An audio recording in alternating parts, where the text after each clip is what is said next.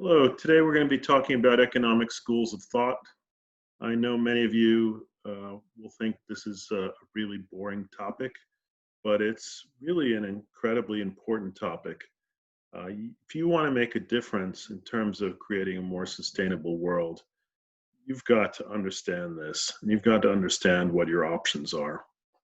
Um, the economic tools we use at the macro and at the micro level, but especially the micro tools that flow out of the big ideas, those macro ideas, are the closest thing to kind of the DNA that create our society. And you'll see as we go through these models the incredible implications they have for what kind of society exists.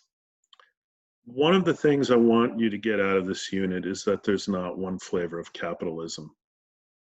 Our discourse in the United States is often cheapened by the idea that there is simply one kind of capitalism, a kind of neoliberalism, and you can either embrace that or you're a socialist. And what is meant by socialism is hard to say, but we'll put it out there right now that what's usually meant by the word socialism is something akin to the former Soviet Union, South Korea, Venezuela today. I'm sorry, not South Korea, North Korea and Venezuela today. That's what people are usually referring to when they talk about socialism, a system where the state owns the means of production. We'll talk briefly about that, and I'll say why that's probably not a very good system for dealing with our environmental issues and creating a more sustainable society. But the reality is, you have capitalism is like an ice cream shop. There are many flavors. We can, there are flavors that are yet to be invented, and maybe something that has yet to be invented will be the ultimate school of thought that creates a balance between society and the environment. Right? I'm going to introduce this. We'll be referring to this family tree today. This is my own creation. I think an economic historian would probably feel a little queasy looking at this in its simplicity, and would they would poke holes in it, that the way I've organized things. But it is simplistic, but this will help at least give us some way of organizing things. So when people refer, start with classical economics, and I'm going to say that what's meant by classical economics is simply the ideas of Smith and Ricardo. Adam Smith kind of rocked the world in 1776 with his book, The Wealth of Nations. Uh, David Ricardo comes about 50 years later in the 1830s. He's publishing his master works. What these two basically had to say is, first of all, Smith is a rebuke against mercantilism, which was the prevailing way around which European countries at the time organized themselves. Mercantilism was the idea that you had colonies, and the mother country um, had monopolized trade with those colonies, and the notion that the mother country kind of sucked. It was an imbalanced relationship in which wealth mostly flowed one way towards the mother country.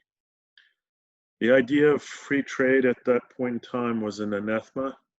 And one of the things that Smith had to say was that we'd be better off if we had free trade. It would enrich the world.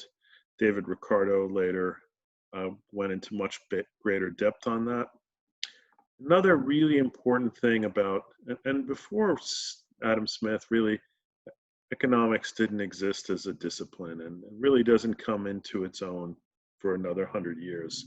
Even when Adam Smith was alive, it was often referred to as economic philosophy. Later in the 19th century, it becomes political economy. So politics and economics are connected. And it's not till you have the rise of neoclassical economics at the end of the 19th century with people like Marshall, who's pictured in this diagram, that you truly have the rise of economic discipline. One of the things I've signed an article called Let There Be Markets. One of the notable things about the rise of the field of economics in Great Britain in the 19th century is that it was often closely connected to religion. Many people who were vicars were also dabbled in economics. And in that article, it's actually optional, it's not assigned, but if you're interested, can read how the idea of the market as this perfect creation, something so perfect that intellectuals in the 19th century felt that the hand of God had to be there. And so often neoclassical economics is infused with this idea of markets as being so perfect that it's dangerous to tamper with them. And inherent in that often in the 19th century, leading up to economics becoming a formal discipline, was the idea that only the hand of God could have made markets that perfect.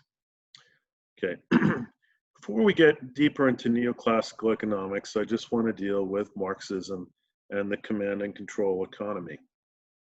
Now, I used to not cover this, but a lot of students these days have found the idea of state ownership of assets to be attractive again. Bernie Sanders in his campaign, for example, talked about fighting climate change by the state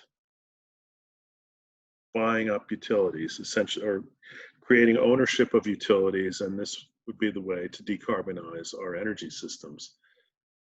I don't think this is history shows that state ownership of assets doesn't go very well, that often you don't get less pollution, you get more pollution, and the system often becomes very uninnovative, and breaks down.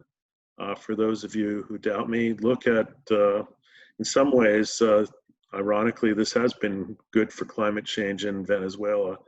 The government there has been so inept that the oil industry has been on the verge of collapse in recent years. So if you had more competent administration, you'd be getting, or ownership of that asset, a lot more oil out of the ground. So in some ways, thank goodness that that's the case. Another good example, and you seldom hear Great Britain referred to in these terms, but after World War II, the government in Great Britain decided to kind of nationalize what was called the commanding heights, major industries like steel and energy. And again, if you look at how that went in Britain, it went very poorly. From an economic and an environmental perspective, if you look at Britain in the 1960s and the 1970s, it was in terrible shape, and it was often referred to as the sick man of Europe. So state ownership of assets usually doesn't go very well at all. We'll talk about how, for example, a better solution than nationalizing utilities would be for the state to tell utilities that you have to stop creating electricity by burning fossil fuels. You give them a day and let them figure it out. To be out of fossil fuels, let's say by 2030, they'll find the most efficient way to do it. All right, I want to move on now to talk about the key tenets of neoclassical economics. We'll go through these in a little bit more detail, but Say's law is the idea that aggregate supply is what countries should strive to increase. Real business cycle theory is the notion that you have these dips in the economy, recessions, maybe even depressions, because you have these periods of innovation that then lead to robust period of investment. Sometimes then often it will exceed the mark. There'll be too much investment in this new innovation, this new technology, let's say broadband, and then you have a contraction. This is very different. We'll see how other schools of thought think, especially Keynes, think about downturns in the economy. The efficient market theory is the idea that markets are always efficient. They have perfect knowledge, which makes them efficient. Actors act, kind of goes along with the rational expectations hypothesis. There's a little overlap there. People are profit seeking. They're maximizing their utility because they're rational, but that leads to efficiency. Because markets are efficient, in the belief of neoclassical economics, regulation is bad because it disturbs an otherwise perfectly acting efficient mechanism. Rational expectations hypothesis is another bedrock foundation of neoclassical economics. This has to do with the rationality of large groups. So nobody denies that there are people who are not rational, but this hypothesis argues that when you aggregate people in large groups, they tend to act rationally.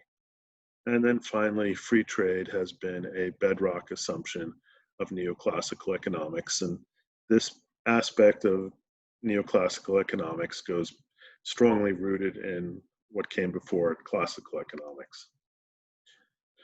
In terms of classical economics, there are many people today who still consider themselves classical economics, who still believe in these things, especially the efficient market theory and the rational expectations hypothesis. They're most, especially in business schools, MBA economics classes tend to still teach this. It's interesting, there was a guy named Clyde Prestowitz who worked in the Reagan administration, talked about going to a conference of business school economists about 10 years ago, and he asked his audience of several hundred people how many people actually teach the cornerstones of neoclassical economics as reality, and according to him, close to 97% of the audience raised their hand. Then he asked how many people actually believe it, and about 4% of the audience kept their hands up. So the reason people don't believe this anymore, it's pretty much been disproved. The rational actor hypothesis has been riddled full of holes by a new branch of economics called behavioral economics. Efficient market theory has repeatedly been brought into question. The 2008 recession is a good example of how things did not follow the path of what would be predicted by the efficient market theory. For example, the efficient market theory would predict that fraud wouldn't take place on a large scale because it would quickly be weeded out by an efficient market. But as you see the film, The Inside Job, you'll see that there was incredible fraud and the market was not weeding out that fraud. So here you can read some explanations for this, but as I've mentioned today, there are not many people left who believe it, but the sad thing is that it's often still taught as the truth. So many students, especially business school students, or students in second and third tier universities taking Econ 101, this is the truth that they learn. So Say's law is about increasing the aggregate supply, and few people would say that this is not important, that in the long run, most people, even Sir John Maynard Keynes would agree this is how you grow your economy. But Keynes would also argue sometimes actions are needed in the short term that might focus more on the demand side. And Keynes was famous for agreeing with Say's law by saying, yeah, but sure, in the long term, we are dead.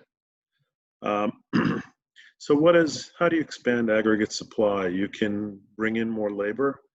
Throughout American history, we're pretty welcoming of immigrants. That certainly helped us grow our economy. You can also increase the quality of your labor pool by educating people better, investing more in higher education. We'll be talking about Germany later. Germany has free higher education because they believe that The more education every individual gets, the more it helps the country as a whole. So they're willing to use taxpayer money to make sure that at any stage in your life you can get free access to more education. Um, Number three is interesting because this is one area where the United States is stronger than Europe. Um, it's best if your labor supply is mobile. It's probably one of the biggest weaknesses in Europe. People don't like to pick up and move. So there might be no jobs in a certain part of, let's say, Italy or Germany, and people would rather stay there, even though maybe 200 miles away there are plenty of jobs.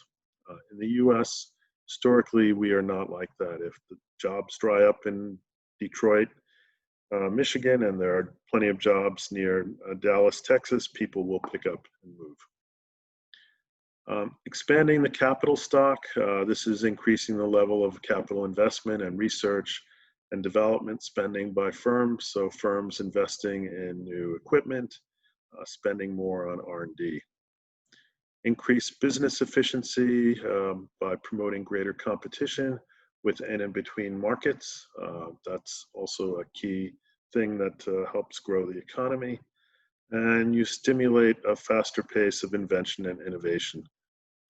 And these are some of the ways that you can increase aggregate supply over the long term. All right, so I want to look at some other models now, kind of branch off neoclassical economics, or in the case of the first one, um, it really in some ways branches off classical economics, but also later borrows a lot from neoclassical economics. So the picture here is of Alexander Hamilton. Alexander Hamilton is really the father of this school of thought. And what's interesting about Hamilton, for one, in terms of economics, is that he read Adam Smith. He digested it, was very familiar with it, and he disagreed with large chunks of what Smith had to write. In particular, he was opposed to the idea of free trade as a way to create a more efficient global economy that would benefit all. Hamilton felt that this would have repercussions. His vision for the United States, and Hamilton is usually among the founding fathers, he's known as the father of the American economy. He had a vision for the United States where the United States would be a strong economic and military power on the global scene. And he felt that free trade was a trap, that the United States would be trapped into permanently exporting raw materials and importing finished goods from places like Britain. And he felt this would kind of lock in power arrangements so that the United States would always be a second-rate power compared to countries like Great Britain that produced finished goods. Hamilton, therefore, again, knowing full well and having digested Adam Smith's arguments, argued for protectionism. He felt that the United States needed to develop behind a wall of tariffs so that our industry could develop to the point where one day it can compete with the likes of Great Britain. Now, something that he did not say, but was kind of inherent in what he said, that becomes ingrained in the more modern 20th century version of this, is the idea that there are important benefits from being at the top of the technology ladder. And in the 20th century, countries that pursue, this is what's known as the state-guided transformation model, tend to talk about the importance of reaching the top of the technology ladder. After the United States, and the United States followed this to some degree for model for a lot of the 19th century. It becomes fused after the Civil War with a strong dose of laissez-faire or neoclassical economics. But the United States still practices protectionism really until 20th century. We begin to realize that we're the big kid on the block. We are the world's biggest industrial power, and we would actually benefit from free trade. Now, things have kind of flipped around from the time of when the Constitution was written and Hamilton became part of Washington's administration, first president. Um, Give it a little more than 100 years, and the United States is no longer second fiddle to Great Britain. As the United States is now the economic power in the world. This model didn't die though. This model was picked up by Japan, and after Japan had a spectacular rise to power as from 1860 to 1940, when it challenged the United States in World War II, and in 1860 it was still a backward country that was forced to deal with the rest of the world by Commodore Perry, an American naval commander. In 80 years, Japan became one of the most modern nations in the world following this model. After World War II, this model is used in Asia. It is first the model used by the Asian Tigers, which includes countries like South Korea, Taiwan, Thailand. It's picked up by China also. Today, it's often referred to as the Asian model, even though Hamilton was the one who really pioneered it. Now, what's interesting about this model, for all our models we're going to talk about, we're going to relate them back to the class. Some people feel that this model actually initially might have been bad for the environment because it emphasized breakneck economic development, but that where it is today, it's actually Asia is kind of beginning to lead the way in terms of greening capitalism, and we'll discuss why that's true. Asia, unlike the United States, which developed earlier on, faces constraints that were not faced by Western Europe or the United States. First of all, you're talking about huge populations moving from poverty to prosperity in a very short time. What we face today in the 21st century is often resource scarcity. There are problems, for example, with relying on fossil fuels, not only because they're finite, but often supply chains are surrounded by conflict within countries. If you think about countries like Iran, Saudi Arabia, Venezuela, but also in pursuit of building, especially oil supply chains, countries like China risk conflict with the United States. This is one thing that can sour a country from China developing too strong a dependency on imported resources like petroleum. Pollution. China 5 years ago had horrific air pollution. It's gotten somewhat better. 5 years ago, the term air apocalypse was commonly used, and PM 2.5 particles were monitored. There were talks of how in northern China, people were losing 5 years of life expectancy. Children were often not allowed outside. Even though China is an authoritarian government, the government did feel enormous pressure to begin to clean up its act. And it has done a lot, not enough, but it has done a lot to do so. Today, India is the site of some of the worst air pollution in the world. And India certainly is also going to be pushed to find different ways of doing things, because cities like New Delhi cannot continue to allow air pollution to get worse. Final thing I want to mention about this model is that top of the technology ladder, as I mentioned, is something that countries aspire to that follow this model.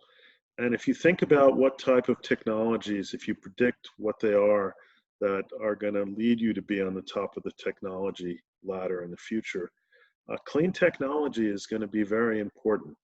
Whether it's green energy, um, more efficient ways of producing things like steel and cement, the country that can, or countries that can find ways of doing things, are going to be rewarded with rich export markets. So, unlike the United States that argues about whether climate change is real, most Asian countries accept it and are getting on with it. They understand that if you can find win-win solutions, solutions that are good for your economy while tackling a great problem like climate change, that will be good for you because you'll develop large export markets. Um, I mentioned that characteristic, or I should mention, of this way of development is having a strong industrial policy, that is, strategy of what industrial sectors you're going to target, you're going to invest in, going to try and be strong in. Having a robust industrial policy is certainly helping shift global wealth east, places like China, South Asia, Southeast Asia, and India, and to some extent even south. Brazil's a bit of a mess now, but might bounce back. It was looking very good, especially in the previous decade.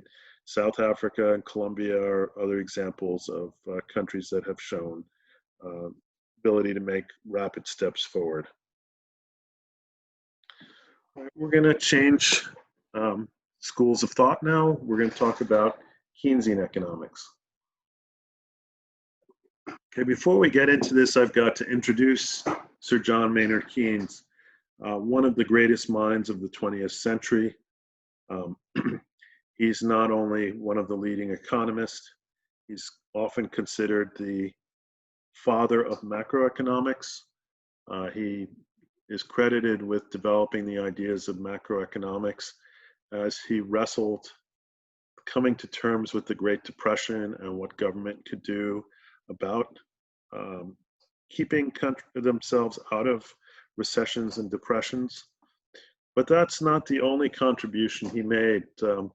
It took economics almost half a century to get back to the topic of behavioral economics, but Keynes is very much the father of behavioral economics.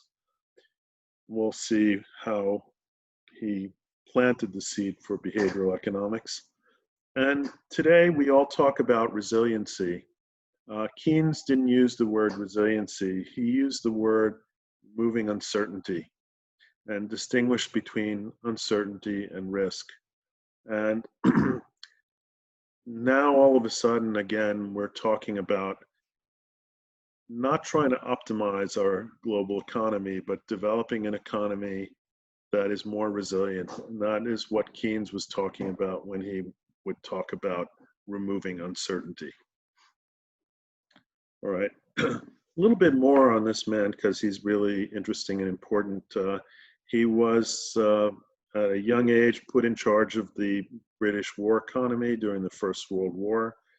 As a result of the role that he played, he was invited to be part of the Versailles delegation to draw the peace up after World War I. He was not happy with what France and England were planning to do to Germany and Austria. So he abandoned the peace delegation. And when he left it, he said that France and England were planting the seeds for the next Great War, that no economy would be able to stand the stress from the reparations that France and England were imposing on Germany and Austria. Turned out to be a very prophetic statement. Keynes often was very good at predicting the future, although we can talk about it during our discussion. He made some other predictions that, at least up till now, have been far from realized. It's about leisure time and not coveting money so much are two of the main predictions that he whiffed on, but we'll talk about other predictions that he nailed. All right, I want to start out by saying that Keynes is really problematic for economics because unlike some critiques that are tweaks, he really came down on economics with some very strong criticisms. First of all, what blew many economists away was he denied the idea of markets as some kind of perfect tool. Uh, he claimed the opposite. He claimed that markets are prone to failures, and it's the job of government to protect society from these failures. We've talked about one type of failure already, and that is a negative externality. A negative externality, Keynes would argue, is an example of a market failure. The lack of production of public goods, positive externalities, um, the willingness to allow an economy to sink into a deep recession and depression, all of these are things that Keynes would label as market failures. He would label a depression probably as the mother of all market failures. Today, you could call climate change maybe the mother of all market failures. Um, Now, unlike neoclassical economics, he spent more time on the consumption side of the equation. He didn't deny the importance of the supply side in the long term, but policies often focused on the short term, especially when you have an economy in recession. Keynes felt that consumption is where policy had to be focused. He was also really critical of economists. He felt they were too narrowly educated and basically played around with fancy mathematics and economic dogmas. Um, he too had a very good control over mathematics, but felt that you could do more harm than good if you didn't have really good understanding of the world. Um, he was especially critical of the idea that economics was like a physical science. Uh, Keynes felt this was total nonsense, and part of the reason for that was he rejected a lot of the ideas of neoclassical economics, like the idea of rationality and an efficient market. For Keynes, economics was really a moral science. And again, this just stunned his colleagues at this point in time, made it difficult even to import his ideas to the United States. His initial disciples in the US, in order to gain greater acceptance for his ideas, really toned down a lot of this stuff as to not alienate their colleagues. He also said that economists needed a much better grasp of history, that their failure to understand history often led to really bad ideas. So in terms of the relationship between economy and society, Keynes was a moralist. If he was alive today, he would say our current crisis represents a moral failure, that of a system built on money values. And I mentioned some bad predictions. He pretty much expected by the time we got to where we are now, the world would be affluent enough and people wouldn't covet money for the sake of coveting money. Again, that prediction's pretty far off. He also felt that the needs of society, again, this is where he takes a much broader view of economics, are served by maintaining freedom. And this is done by creating a secure, large, prosperous middle class. Keynes observed the rise of fascism, right-wing populism, and also you could say left-wing populism in terms of communism in the Soviet Union, and felt that the seed for this was an insecure middle class that was fearful and open to the promises of demagoguery, the Hitler, the Mussolini, the Stalin that was going to take, or Lenin, I should say, lead people to some better future. Best way to protect democracy, according to Keynes, is to maintain this large middle class, which is the greatest buffer, according to Keynes, between democracy and tyranny. Now, free trade, Keynes was a critic of free trade. He believed in having a balanced economy. You know, the idea of Great Britain, for example, importing most of its agricultural goods because it was not the most efficient place for farming, he thought was nonsense. Um, he thought that not everybody could fit into a few narrow areas of comparative advantage, that it was important for economies to do lots of things to absorb lots of different talents. Um, Preserving economic freedom, that you needed to work out some kind of equilibrium with the principles of laissez-faire that would, again, maintain certain, again, we would call that resiliency today, resiliency of supply chains. He felt that finance should also be national rather than international, felt that big international finance could be too destabilizing. Keynes was often very wary of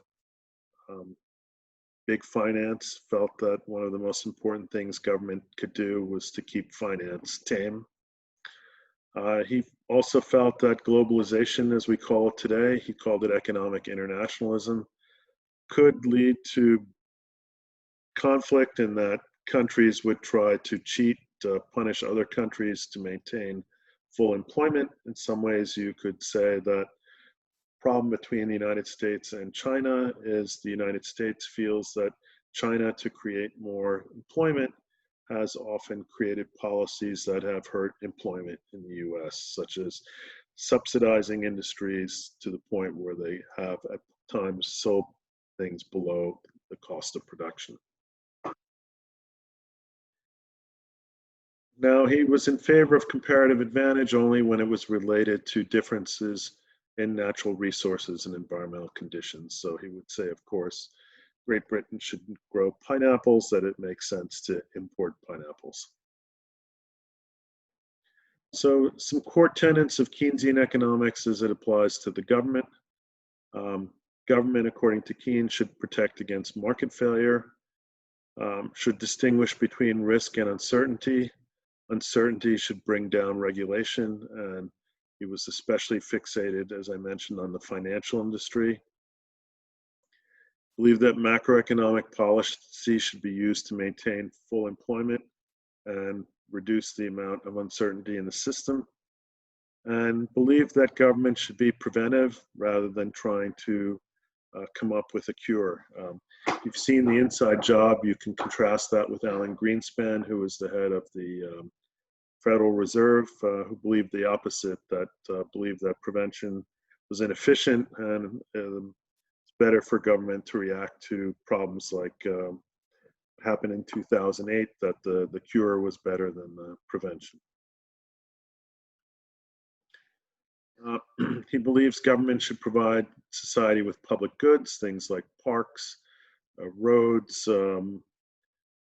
railways, should nurture the economy by investing in public goods and positive externalities. Positive externalities would be things like developing the internet and then making sure society has access to high-speed internet, not just the places where it's profitable, but even rural areas should have access to high-speed internet. During a time of recession, the government needs to stimulate demand. In the long run, the cost of borrowing will be a lot less, according to Keynes, than the cost of allowing for chronic long-term unemployment. So he was really obsessed with unemployment. Why is that? He believes it harms the individuals who are unemployed and, of course, their families. It reduces the size of the economy because the economy loses the potential output of unemployed workers. Probably most important, it creates potential political instability. Unemployed people are often desperate and will accept anybody who comes along and can promise a better tomorrow. High unemployment, according to Keynes, is a market failure and can only be solved by government stimulating aggregate demand. So why government? So part of the reason for this is And this gets to behavioral economics, how it founded. Um, Keynes came up with something called the liquidity theory. So, according to Keynes, people do not act in a rational way. When times are good, people become euphoric. They invest in stocks way beyond where there's any reasonable chance of making a profit anymore on a stock. They do things just because they believe that things are getting, or they've seen things get better, and they have this false belief that things can only get better. Things when things start to go bad, the opposite happens. People become very gloomy and they don't see that things could get better, and through their behavior they reinforce the downward cycle. So when people are losing their jobs because there's not enough demand, the best way to prevent an economy from getting worse is if people spend their money. But when people see that there are layoffs, they do the opposite. They start to save their money because they want to be protected in case they lose their job. What this does is it creates more unemployment, and you start down this downward vortex. Keynes felt that, and again, talks about people acting like sheep, not like rational human beings, that the only way that you can get out of this downward cycle is for government to spend money. And talk about this relationship to the environment in a moment. There's a surprisingly potentially good use of this theory. South Korea has shown the way here, but government can spend money on infrastructure, whatever it takes to put people to work so that people have money in their pockets and can begin to spend again. Of course, and Keynes maintains it's cheaper for government to borrow money and pay it back later. But problem with Keynesian economics, it takes discipline. When times are good, you have to raise taxes to pay off the debt. When you have a society that doesn't act maturely and thinks that when things are good, you should cut taxes even more, blow up the deficit, then you start to create problems. Long-term debt that could be serious. Some people would argue we're getting there, some people would argue we're not. But for Keynesian economics to work well, society needs to be mature enough that when times are good, it needs to try to lower its debt. Okay, so how can a government increase aggregate demand? It can do so through tax cuts, tax credits for private investment. Government can invest in building new and maintaining existing infrastructure, increase public expenditures in research, increase benefits to unemployed workers. There are many additional ways, like by increasing military spending. Reagan, in a way, did this in the 80s and got us out of a recession, and hence the term military Keynesianism was coined. Now, I said this could have good implications for the environment, and that South Korea showed the way. South Korea in 2009 passed a stimulus bill that's called Green Keynesianism. Almost all the money in that bill that was passed, about 95% South Korea's stimulus went into greening the economy, especially into greening the infrastructure. China also did a lot of this after the last recession, spent an enormous amount of money on things like developing a incredible high-speed rail network. And high-speed rail is a much better way to do mid-range transportation than airplanes. It's much more efficient and has much less of an impact on the environment. So we're at a point now where if the economy doesn't begin to improve on its own coming out of COVID, we may require an additional round of stimulus. And this could be a very good opportunity to invest in green energy, green infrastructure, more public transportation, investing in high voltage, new high voltage grid lines to transmit energy from the Great Plains to population centers like Chicago, Atlanta. This can be done. Actually, the private sector has wanted to do this, but there has been impediments, but the government could certainly work with the private sector, and this would put a lot of people to work in building an important piece of infrastructure. Okay, public goods, we've talked about these a little bit. Um, the traditional definition of a public good is that it has two characteristics. It's non-rivalrous and non-exclusive. This is the economic definition, and really there's not much that meets that term. Maybe public radio, you can have as many people listening to the radio as want to, and it doesn't affect the quality of it. Most other things we consider public goods are rivalrous. Parks, schools, the quality do diminish as more people try to use them, but you should be careful sometimes of not applying textbook definitions too tightly. Examples of public goods include national defense, education, public health, physical infrastructure, including parks, basic research and science. There's another example of a market failure, the failure to provide positive externalities. Things like scientific research, innovation, and education. In the case of technology, we can be the beneficiary of things we did not pay for. Example, the polio vaccine. The entire world has benefited immensely from the internet, and US taxpayers funded the bulk of that. But it's hard to argue that was a bad thing because other people are getting to enjoy it for free. This has certainly helped the rest of the world in many ways. A little bit about why it's important for government to invest in this and creating positive externalities, why it's a market failure. One is that the main argument is that companies will tend to underinvest because if a project fails, some kind of R&D project, then a company will have a lower rate of return than its competitors. If the project succeeds in a perfectly free market, then the competitors will simply steal the idea. The results is often referred to as heads you lose, tails I win scenario. That will discourage innovation, that you lose either way.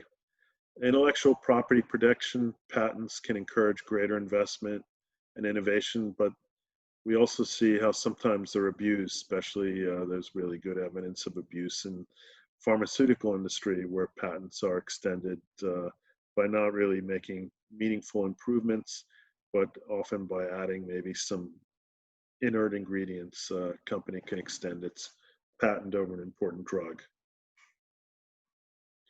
So governments can directly subsidize innovation through direct funding of research through universities, private research organizations or firms, provide tax credits to businesses for their R&D expenditures, and can provide support for R&D by subsidizing the spread of information across society by doing things like in the past investing in libraries. Today that would be helping to build the internet. The role of the corporation in Keynesian economics. Mentioned keep finance tame, and Keynes pointed out the dangers of what he called corporative capitalism, allowing what we call now too big to fail, according to Keynes, would undermine economic and social resiliency and would also undermine competition and innovation. But too many, an economy dominated by a few big companies, Keynes would argue, is a bad thing, that it will stifle innovation. All right, the environment, talked about green Keynesianism, also the idea that negative externalities need to be dealt with, that government has to make sure that these are priced into the cost of production. Final area that I'll talk about is the individual. Mentioned this already, humans are not rational. They are victims to emotions and herd-like behavior. This is the foundation of his liquidity theory. Keynes was scornful of the injection of Darwin into economics and felt that often a lot of policies that came out of neoclassical economics tended to play on this idea of the survival of the fittest. Keynes didn't think that was good for the economic body, or especially not for society. All right, we're going to leave Keynes behind slightly, but we'll make some comparisons. We're going to move on to economic liberalism, and we're going to look really at three schools, because the Austrian school we're going to lump in with the American, the Chicago school, which is what we're going to talk about. Then we'll talk about German ordoliberalism and entrepreneurial economics. So liberalism is the idea of strong support for market economy and private property in the means of production. In the US, we've distorted the word liberal and liberalism to mean often left of center, refer to a Democrat. True liberal, based on the meaning of the word, are adherents in today's America of the Libertarian Party rather than the Democratic Party. In Europe, liberal parties are usually staunch free market parties. Okay, I'm going to talk about the Chicago school, and Chicago school owes a lot to the Austrian school, so we'll look at that link. Ludwig von Mises. So what's different about the Chicago school from neoclassical economics is this idea that laissez-faire economics is not only important for the economic well-being of society, but it's important for guaranteeing the liberty of humans in society. Ludwig von Mises is kind of considered one of the leading figures of this way of thinking, and his student, Friedrich von Hayek, is important because he amplified these ideas, gave them greater form, and built the bridge between Austria and the United States. In some ways, his ideas, the reading of Hayek, gave birth to the Chicago school and what people referred to then as neoliberalism or market fundamentalism. The third picture here, so Milton Friedman is a Nobel Prize winner associated the Chicago school, and we'll be talking about him, especially when we talk about ideas of how corporations should be run. The woman on the other side is, many of you have read Atlas Shrugged, or The Fountainhead, Ayn Rand. Ayn Rand is also associated with this movement. She was a refugee from the Soviet Union, lived in St. Petersburg, and saw horrible things happening with the rise of communism, and became staunchly anti-government. You can feel that, of course, when you read her works, that the idea of government being the oppressor of the people. So, to talk a little bit about Keynes versus Hayek, because this has been the economic debate of almost the past 70, 80 years. I've asked you to listen to a podcast. We've talked about Keynes a little bit already. I want to say some of the similarities and differences. Hayek also believed in human freedom, but for him, the recipe for human freedom is in maintaining free markets. Hayek was a younger man than Keynes. He fought in World War I, came back, saw horrible things.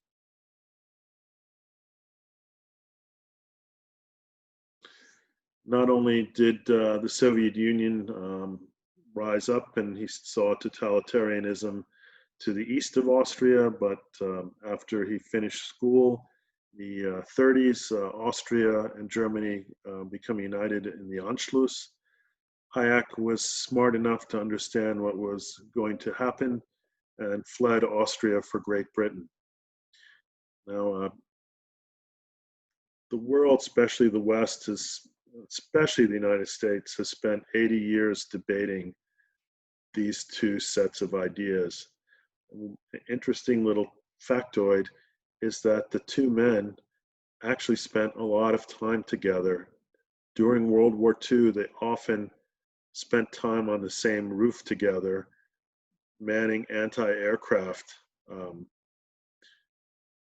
lights and radar, whatever the technology was at the time, early warning signal against German bombers. And, you know, people have often dreamed that if you could go back and be a fly on the wall or record these discussions, the debates, it's imagined must have been incredible. And even though these two men were opposite side of the economic debate, they were actually fairly decent friends. They maintained a good, cordial relationship. It's often very different today between adherents of these two different ways of looking at the world. All right, I want to go through some of their key beliefs, neoliberalism or market fundamentalism.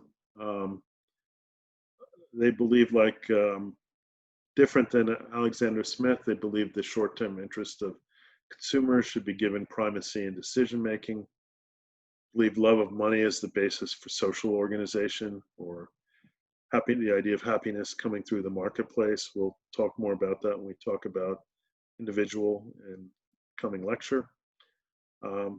Also, because partly this is due to what happened in Austria, because of those reparations after World War I, Germany and Austria faced incredible inflation. You can see pictures of people showing up with a wheelbarrow full of money to buy bread. That's why Hayek developed an economic ideology which is focused so even more strongly on taming inflation than being preoccupied with unemployment.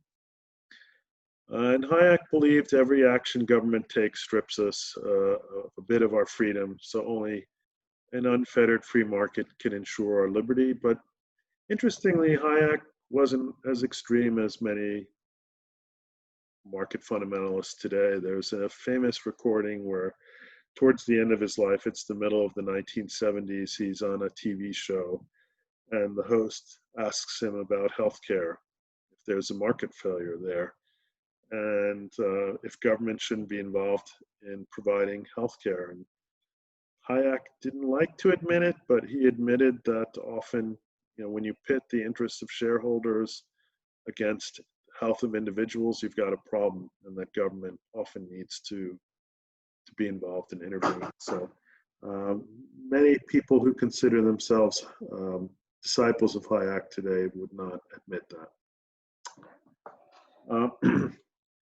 They're opposed to new and existing regulations. They tend to promote supply side economics. And what's meant with supply side economics often is that they promote just one side of the aggregate supply equation, and that's they're encouraging greater production by tax cuts for the job, what they call the job creating class, and reduced regulations. That's how the main way in which proponents of this ideology try to stimulate the economy. It's always tax cuts and deregulation. Something that's often criticized about them is that they tend to, when they talk about American history, they tend to downplay or strip away the role of government. If you look at government in the 19th century, it laid a lot of the foundations for the coming prosperity of the American nation. Public-private partnerships in developing infrastructure like railroads and canals, developing universities, especially the land-grant institutes. There are many things government did that helped the United States become a very successful economic power. And unfortunately, they tend to downplay that when they talk about American history. And it gets back into, Keynes said, the importance of knowing your history rather than trying to make history conform to your ideology. So we've talked about how supply side economics is really fixed on just a tiny little bit of what's the aggregate supply aspect of stimulating the economy. We'll talk more about this when we talk about the corporation, but They believe in the shareholder model and bonus culture and the idea of corporations as persons. They believe that environmental protection that's led posed on the market by government regulation will ultimately hurt the economy and cost jobs. They believe in minimizing regulations, including environmental regulations, is key for economic growth. And they believe that people can vote with their dollars if they want a clean environment. So here we go. We'll wrap up in a second. Their idea of the individual, the idea that they take a very optimistic view of humans, including human rationality. They tend to see humans as being independent rather than interdependent. Margaret Thatcher, who was Prime Minister of Great Britain and a leading proponent of this worldview, actually took it so far as to say there's no such thing as society. There are only individuals and their families. Basically, the corollary to this view is that atomization is a good thing. People coming together to promote collective interests is a bad thing. Again, a free market ensures us of justice and reduces all problems to private issues, boils solutions down to problems. Well, problems are boiled down to individual responsibility, character, and self-resiliency. So I want to talk a little bit about this and its implications for the environment. You could adhere to this and say that you actually want a clean environment, but you would say the way to get there is to educate people, and that people, if they really value a clean environment, will achieve that by, for one, voting with their dollars. If you don't like coal, then you can, because of its impact on climate change, then you can vote with your dollars and put solar panels on your house. If you don't like sweatshops and child labor, you can vote with your dollars not to buy toys made in this way. So this school of thought places enormous amount of confidence in the decisions of individuals to aggregate and create a better world. Do not believe that government should be leading the way. So we'll discuss this in class, but I want you to think about that because this is a very popular view in the United States, and I want you to think about whether this can lead to a more sustainable society. All right, now I'm gonna move to another flavor of capitalism, and this is called ordoliberalism, sometimes called the social market economy. We have a limited amount of time. If we had more time, I would also look at the Scandinavian model, but I picked Germany because it's a bigger country. It's got 80+ million people. It's one of the largest exporting countries in the world. Even though it's got a quarter of our population, it exports almost as much as the United States, so it's worth looking at. So what is ordoliberalism? It's a marriage of liberalism with Christian social ethics, particularly Catholic social teaching. So this kind of makes it a little bit more like Keynes in that it's not trying to be some kind of physical science, but it's acknowledging that economics is a moral science. Here they're coming up. They're using a particular brand of morality, which is Catholic social teaching. Ordoliberalism is also known as the Freiburg School, and it was developed during the time Hitler was in power as a way of looking forward to a post-war Germany and creating a better order. There's also, as it saw the writing on the wall, what the post-war order was going to look like, ordoliberals believed that it was important to create a society between socialism or state-run enterprises on the East, where the Soviet Union had sway, and the more laissez-faire approach of the United States. They felt that it was important to establish a third way, a model that could succeed and do so in a more humanitarian way than either. In the literature, this is sometimes referred to as Rhine capitalism, because after the war ended, Germany was divided between communist East Germany and a capitalist West Germany that had its capital not in Berlin, but on the Rhine in a city called Bonn. After reunification, the capital moved back to Berlin. So what are its prescriptions? As any good liberal ideology, it talks about the importance of competition and adhering to market principles. I've taken many classes to Germany, and we've spoken with policymakers, business owners, and the US always likes to think it's the most capitalistic country. But Germans like to argue with us that they have greater degrees of competition and much more market driven than we are. They strongly believe that government should guard against large firms trying to exercise monopoly or oligopoly power. Again, this comes out of the role that large firms played in helping bring Hitler to power. They believe large firms are not only bad for the economy if allowed to run unchecked, but they also believe that large companies can use their political muscle to bring unsavory types to power. Now, you might think that sounds strange because when you think of the German economy, you think of large companies like BMW, Mercedes, Siemens, but the reality is that the bulk of German economic power is not in large companies, it's in what's called the Mittelstand. These are small and middle-sized enterprises, often known by the term SMEs.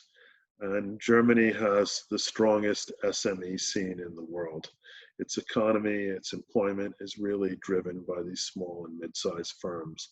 And they do a lot to support that. It's not an accident that their economy is strongly based on these types of companies. It's part of ordo-liberal DNA. They believe that such firms, as I've mentioned, are large firms, again, should be looked at with suspicion. You might ask what this has to do with the environment. Again, in our class, the German energy transition and the way large utilities were largely stepped on by this. Part of, the willingness to do this comes from the contempt for large companies, especially like utilities, that were able to act like a powerful monopoly. There's a lot of things that we have in common. So, on the surface, we have a great deal in common, maybe a little less so now, and that Germany still is very wedded to free trade. The United States, since 2016, is a lot less devoted to free trade. Now, there's a lot of contrast, though, that I want to talk about. Germany has a very strong social safety net. Actually, back in the 19th century, under Bismarck's leadership, they developed the first social security system. They today have really strong pension insurance. They have universal health care, strong unemployment insurance that actually works better than ours. Lately, it's been in the news a lot, how Germany and a lot of Europe, instead of allowing lots of people to be laid off, pass money through to employers to keep people employed. This is a strategy Germany has used for a while during recessions. The companies, rather than laying people off, will cut their hours, and the government will pay partial unemployment, and there's often strings attached that people should go back and get more training. So what's interesting is after each recession, Germany just brings their workers back. They return to full-time. They're better trained now. US companies, Great Britain also, which has a philosophy more like the US, they have to hire and train workers. So one piece of research has shown that recessions have been good for Germany over the past few decades, that after each recession, they take market share away from American and British companies. Um, State social policy also includes a commitment to employment. Everybody's entitled to housing, free education, and there's a commitment to restraining income inequality. There's income inequality in Germany, and it's been growing, but nothing like the United States. They are very vigilant against protecting against monopolistic and oligopolistic practices. So things like cable TV, phone are a lot cheaper there than here. Flying is also a lot cheaper in all of Western Europe than it is here, including flying to the United States. So somebody who's bought their round trip ticket in Europe might have paid half the price of somebody who bought their round trip ticket in the US. Most Germans tend to believe, wherever they fit on the political spectrum, that they compare it to the US, their system is more equitable, efficient, and socially just. A few differences. In 1980, Americans lived 14 months longer than Germans. Today, Germans live 17 months longer than us, and the gap is getting bigger. On a per capita basis, Germany exports almost 4 times more than the US. Germany is becoming a major innovation leader in new technologies. US seems to be losing its edge. Again, they take a different approach to unemployment than ours. We allow unemployment to get much higher than in Germany during the last few recessions. Talked about how German companies thrive on the aftermath of recessions. German economy has been growing pretty much at the same rate as ours, especially when you adjust for population growth. Their population's been shrinking compared to ours. Germans work 28% fewer hours than us, which explains for slight difference in per capita income. Median income is almost the same. Again, per capita income is much higher in the US, but in the US, a small percentage of people capture a lot of that. So part of what sets back their per capita income is they work fewer hours. That includes there's a lot more family and leisure time. Most businesses close at noon on Saturday and remain closed through Sunday.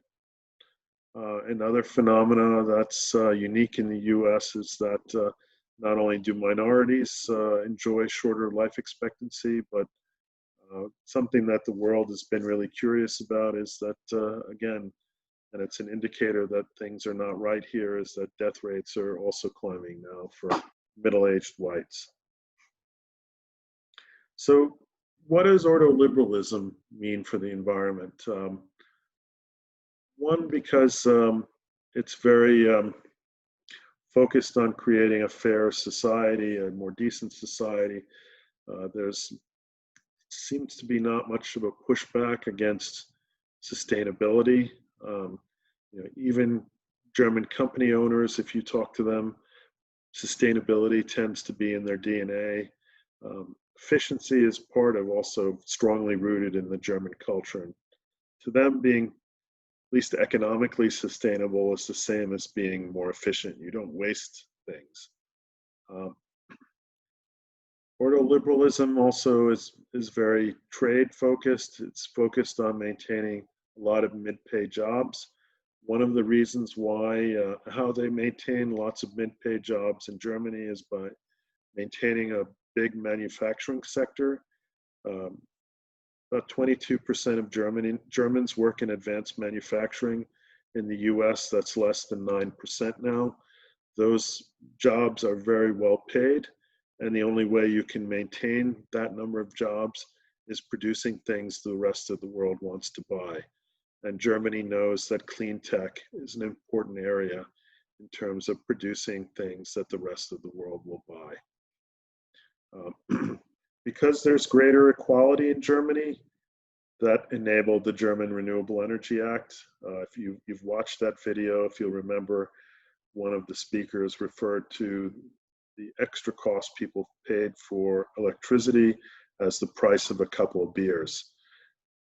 Because people have more security, there's a richer, stronger middle class, people are willing to make that kind of sacrifice. It's harder to imagine that a state in the US or the US as a whole would make that kind of sacrifice because people do not feel secure about the future. All right, I'm going to look at a final school of liberalism area, which is called entrepreneurial economics. They also focus on supply, but with very different prescriptions. You can't talk about entrepreneurial economics without talking about Joseph Schumpeter. Schumpeter is another conservative Austrian economist, but he was enamored with capitalism because of what he saw as its creative, destructive power. And entrepreneurship, creation of new firms, was something that fascinated him. And he talked about entrepreneurship is the art of bringing together new combinations. New combinations include the introduction of new good, new methods of production, opening up of a new market, new sources of supply, so more innovative ways of organizing supply chains, new organizational models, just new ways of organizing the firm. All of these things can represent big competitive advantages. So Schumpeter also was confident that capitalism was going to win out in the battle against communism because of this creative destructive force. So what's meant by this is you can't sit on your laurels.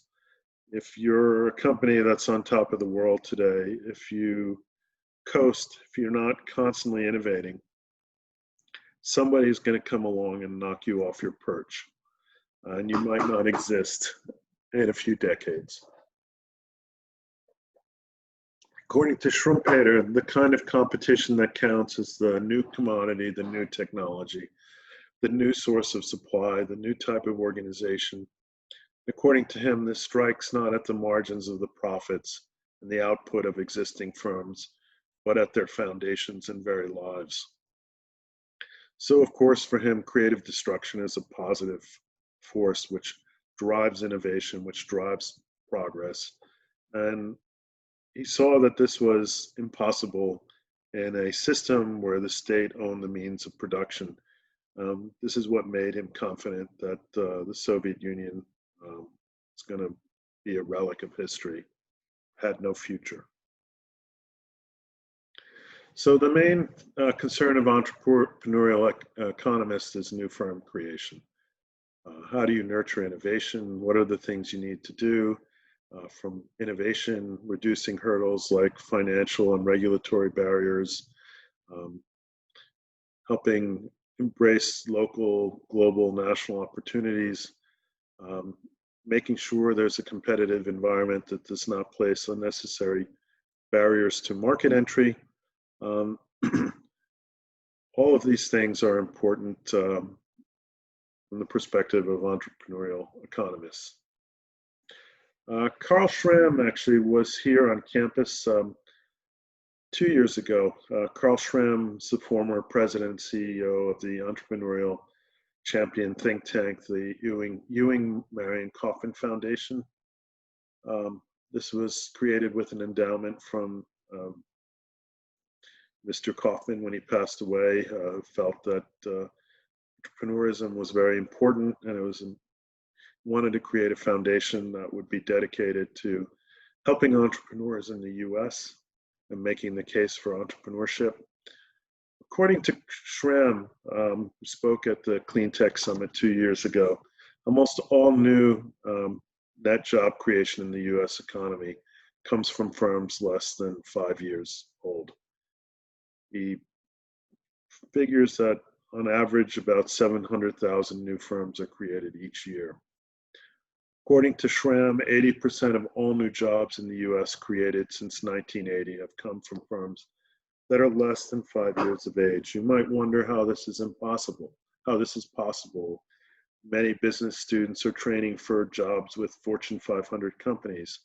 But if you think about it, large companies are always striving to do more with less. New companies, especially companies at scale, can quickly add hundreds, if not thousands, of jobs. Schramm is critical. Government, I just raised this, is even critical of Keynesian economics. If he believed that, for example, in the last recession, General Motors and Chrysler should have been allowed to fail. This would have given rise to smaller, more efficient, inventive enterprises that would have taken their place. And so he's critical of Keynesian economics if stimulus money is used to support established companies rather than foster the growth of new companies. There was a good argument, though, for supporting keeping General Motors and Chrysler going with unemployment already around 12, 14%. If they had gone bankrupt, this would have blown a giant hole in the entire economy of the Midwest. So this is why both Republicans and Democrats at the time tended to support this. I want to talk about the importance of entrepreneurial economics for the environment. We live in a world now where we have to reimagine how we do things. Part of that is technological. Part of that is also organizational. We really need an incredible amount of innovation, and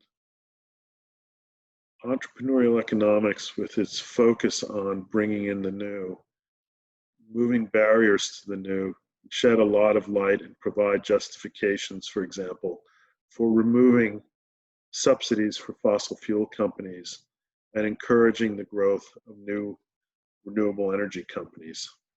So, for example, if you look at this, this is data from a year ago.